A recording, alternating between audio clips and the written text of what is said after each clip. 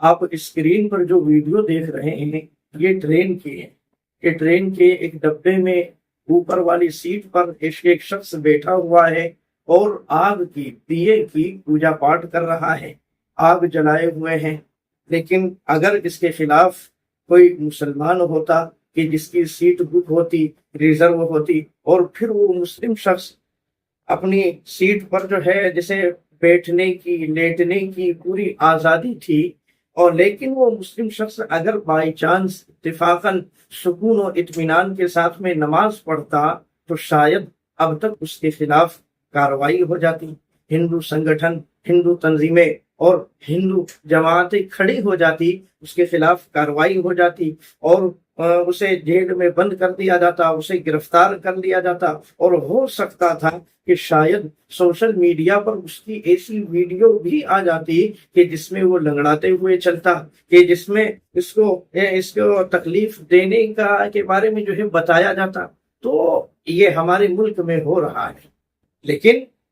یہاں پر آپ دیکھیے کہ آگ جلائے ہوئے ہیں، دیا جلائے ہوئے ہیں، جبکہ ٹرین کے اندر آگ جلانے کی، دیا جلانے کی کسی کے لیے بھی اجازت نہیں ہے، وہ چاہے کسی بھی مذہب کا ہو، کسی بھی سماج اور کسی بھی معاشرے سے تعلق رکھنے والا ہو۔ لیکن یہ ہے کہ یہ شخص ایک خاص دھرم سے، خاص مذہب سے تعلق رکھنے والا ہے کہ جس کی وجہ سے اس کے خلاف کوئی کارروائی نہیں اور اس کے خلاف جو ہے کوئی آواز نہیں اٹھائی جاتی ہے۔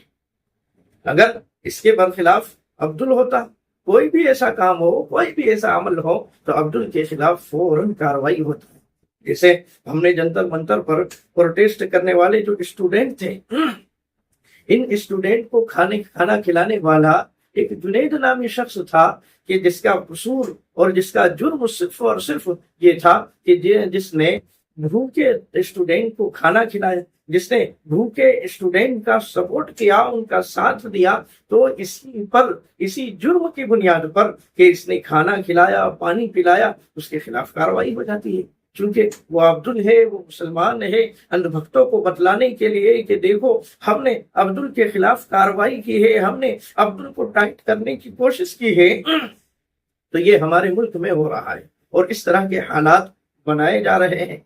اس لیے میرے بھائیوں کہ ملک کے اندر انصاف ہونا، ملک کے اندر سب کو ایک جٹ لے کر کے چلنا، اسی سے ملک کی ترقی ہوگی، اسی سے ملک آگے بڑھے گا۔ اگر ہم فرق کرنے والے بنیں گے، اگر ہم ظلم و زیادتی کرنے والے بنیں گے، اگر ہم کمزوروں کو، نہتوں کو اور ایک خاص سمودائے کو دبانے والے بنیں گے، تو پھر یہ ملک ترقی نہیں کرے گا، یہ ملک تنزلی کا شکار بنے گا اور اس ملک کی بربادی کو ہم اپنی آنکھوں سے دیکھیں گے۔